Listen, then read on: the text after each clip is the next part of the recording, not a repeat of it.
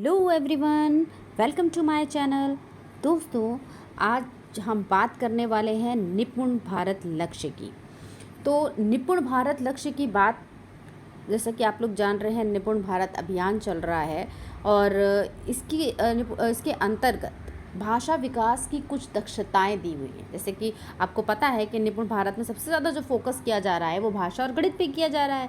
तो अगर हम भाषा की बात करते हैं तो भाषा विकास की कुछ दक्षताएं भी दी हुई हैं। तो दक्षताएं क्या है, आज हम बात करेंगे उसी के बारे में। तो चलिए दोस्तों, हम अपना वीडियो शुरू करते हैं, पर उससे पहले मैं आपसे रिक्वेस्ट करूँगी कि प्लीज़ मेरे चैनल को लाइक एंड सब्सक्राइब करना बिल्कुल ना भूलें, अगर आपको वीडियो पसंद आए तो। अदरवाइज़ कोई बात नहीं, सुन तो लीजिएगा। चलिए दोस्तों, हम शुरू करते हैं। देखिए, भाषा विकास की जो दक्षताएं हैं वो 3 तरीके की हैं। ठीक है, ये 3 तरीके कौन से हैं? पहला मौखिक भाषा का विकास, दूसरा डिकोडिंग और तीसरा पठन एवं लेखन। अब आप कहेंगे कि हम ये बात क्यों कर रहे हैं। आपको ये पता होगा कि अब हमें असेसमेंट करना है। ठीक है, असेसमेंट करने के लिए बच्चों का हमें जो संदर्शिका दी जाएंगी उसके अकॉर्डिंग असेसमेंट करना है। तो संदर्शिका में जितनी भी डिटेलिंग है आपको, आप देख रहे होंगे आपके पास, अगर संदर्शिका आपको मिली होगी आपने उसमें भी देखा होगा। अदरवाइज़ आपको अगर PDF वगैरह मिले होंगे, यानी सॉफ्ट कॉपी मिली होगी, तो भी आपने उसमें देखा होगा कि बहुत सारी मतलब पूरी डिटेल दी हुई है कि किस तरीके आपको बच्चों को पढ़ाना है। तो ये एक मेथड है कि किस तरीके आपको बच्चों को पढ़ाना है। तो इसमें भाषा के लिए कुछ दक्षताएँ दी हैं और हमें इसी मेथड से बच्चों को पढ़ाना है। तो इसमें देखिए, पहला जो हमारा कालांश यानी पहला पीरियड जो हमारा दिया गया है वो किस लिए दिया गया है? मौखिक भाषा के विकास के लिए दिया गया है। और ये पीरियड कितने मिनट का होगा? आपका 40 मिनट का होगा। ये बात ध्यान रखिएगा, 40 मिनट का पीरियड होगा। इसमें आपको क्या करना है? आपको कहानियाँ करनी है, गतिविधियाँ कराइए, कविता कराइए, मतलब बच्चों को बोलने का मौका दीजिए। जितना वो बोल सके, जितना वो आपस में घुल मिल सके, आपसे घुल मिल सके, अपने स्कूल के माहौल में मिक्सअप हो सके, तो हमें ऐसे उनको मौके देने हैं। तो सबसे अच्छा तरीका क्या होता है कि आपने मान लीजिए वो बोर्ड पे नहीं कुछ है आपके पास में, आपके पास टीचिंग मटेरियल के चार्ट्स होंगे, बहुत सारे होंगे जो मिले होंगे, आपको विभाग से मिले होंगे और आपने खुद भी लगाए होंगे। आप उन चार्ट्स पे चले जाइए, उन चार्ट्स को बच्चों को दिखाइए, उसके थ्रू बच्चों एक आप कहानी की स्टार्टिंग कर दीजिए। स्टार्टिंग करने के बाद आप बच्चों से एक एक लाइन बोलवाइए। बच्चे देखिए कितनी फटाफट कहानी बनाते शुरू करते हैं। तो एक मौका उनको दीजिए, उनको अपनी बात को बोलने का। ठीक है, आप बच्चों से उनके घर के बारे में पूछ सकते हैं, उनके आसपास के बारे में पूछ सकते हैं।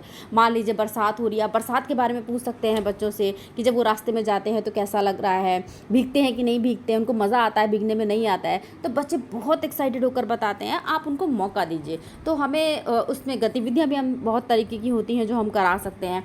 तो ये पहला पीरियड जो हमारा रहेगा वो कोशिश यही रहेगी कि बच्चों को बोर ना करने की बजाय हम उनको खेल खेल में ही बहुत सारी चीज़ें इस तरीके से सिखा दें कि बच्चे एक तो हम लोगों से घुल मिल भी जाएं और खेल खेल में बहुत सारी चीज़ें भी सीख लें। तो चलिए, ये पहला पीरियड हो गया आपका मौखिक भाषा का विकास। और दूसरा आता है हमारा डिकोडिंग। देखिए, मैं इसी में ही आपको समझाती चल रही हूँ। डिकोडिंग का आपका दूसरा पीरियड होगा और वो 60 मिनट का रखा गया। अब डिकोडिंग में कैसे? डिकोडिंग का मतलब क्या होता है कि वर्ण, अक्षर और ध्वनि की पहचान ही डिकोडिंग कहलाती है। अब ये बहुत टिपिकल लैंग्वेज हो गई। अगर इसको आप समझें तो कैसे, हमने एक वर्ड पकड़ लिया कमल। अब बच्चे को समझाना है कि क क्या है, तो अब क के लिए हम बोलेंगे कमल, कलम। तो अब उससे बोलिए, उससे बुलवाइए कि बेटा देखो, कलम वाला क्या होता है? क। कमल वाला क्या है? क। कागज, आपको उसके पास कागज रखा हुआ है, देखो का क्या बेटा लिख रखा हुआ है? कागज, यानी कागज का क। तो ऐसी चीज़ें उठाइए जिससे कि वो जल्दी से उस चीज़ को फैमिलियर हो और उस चीज़ को पकड़ पाए। जैसे कि प वर्ड सिखाना है तो प अक्षर सिखाना है, तो प अक्षर के लिए आप ना जाइए कहीं और, पापा वाला प उठा लीजिए, है ना, मामा वाला म उठा लीजिए, चाचा वाला च उठा लीजिए, मम्मी वाला म उठा लीजिए। ऐसे वर्ड उठाइए, ऐसे अक्षर दीजिए जिनको बोलने पर उनको फैमिलियर भी वो शब्द लगे, और जब भी वो शब्द वो सुनेंगे उनको तुरंत रिकॉल आएगा कि अरे हाँ, मेरी मैम ने ये बताया था, मेरे सर ने मुझे ये बताया था, है ना। तो ये तो वही वाला माँ है, ये वही वाला पा है। तो वो चीज़ें आपको, डिकोडिंग का मतलब होता है आपको इस बच्चे को उसके अक्षर, वर्ण और उसकी ध्वनि जो निकल रही है वो उसकी पहचान करानी होती है। अब तीसरा आता है आपका, ये मिला है आपको 60 मिनट का। और तीसरा जो आता है वो क्या आता है आपका? पठन और लेखन। इसमें आपको मिले हैं 20 मिनट। पठन आप एक रीड अलोंग ऐप बहुत अच्छी ऐप है, उसमें पढ़ने के लिए बच्चों के लिए बहुत अच्छा टेक्निक है, आप वो दीजिए, बच्चों को बहुत मज़ा आता है उसमें। आप उसमें उनको उसमें गिफ्ट भी मिलते हैं, वो जीतते हैं तो उनको बड़ी खुशी भी होती है, पढ़ने का अभ्यास करते हैं। अगर उनको कहीं दिक्कत आती है तो उसमें भी उसका सल्यूशन है, वो कि आप उसको टच करिए तो वो अपने आप उस चीज़ को डिकोड कर देता है, यानी बता देती है। तो एक मेरे हिसाब से रीड अलोंग ऐप बहुत अच्छी ऐप है जो बच्चों को पढ़ाने के लिए बेस्ट है।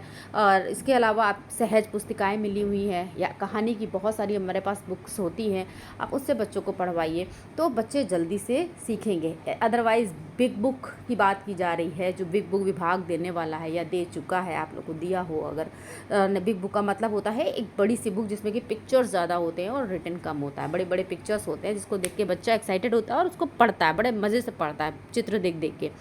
तो इस तरीके की बिग बुक्स हों तो वो पढ़ाइए अगर।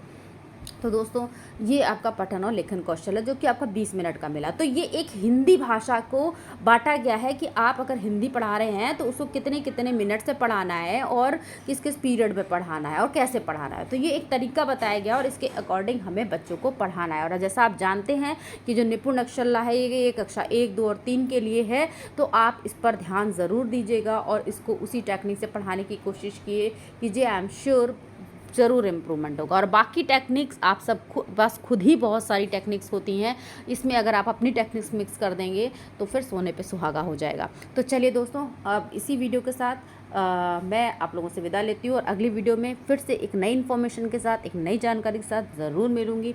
तब तक के लिए बाय एंड टेक केयर।